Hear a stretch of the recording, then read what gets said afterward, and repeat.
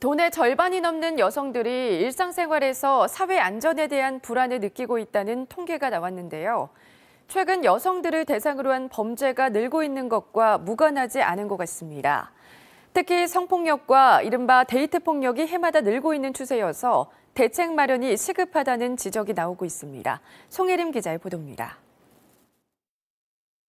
최근 대전의 한 도로에서 20대 남성이 여자친구를 차량 트렁크에 강제로 태우는 모습입니다.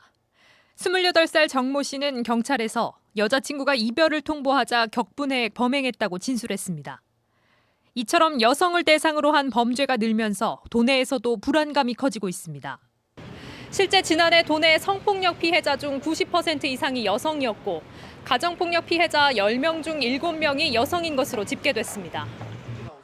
한 통계에 따르면 도내 절반이 넘는 여성들이 일상생활에서 사회 안전에 대한 불안을 느끼는 것으로 나타났습니다. 여성들은 주로 범죄 위험에 대한 불안을 많이 느낀다고 응답했고 그 다음으로는 신종 전염병과 교통사고, 국가안보, 자연재해 등을 꼽았습니다.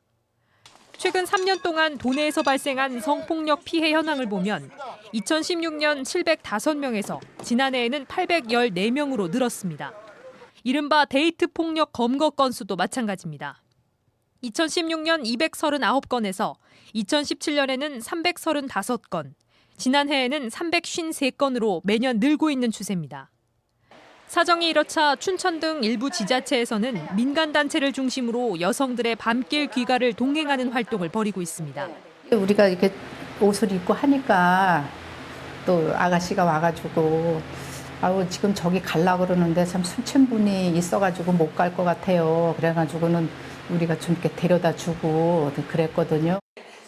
전문가들은 해바라기 센터 등 여성 피해자가 도움을 받을 수 있는 시설이나 기관의 역할을 강화하고 이에 대한 홍보를 강화하는 것도 필요하다고 조언합니다. 시설물 설치 위주의 지역 안전 정책에서 범죄 예방 인식 개선에 대한 지역 주민의 역량 개발이 필요하다라고 볼 수 있겠습니다.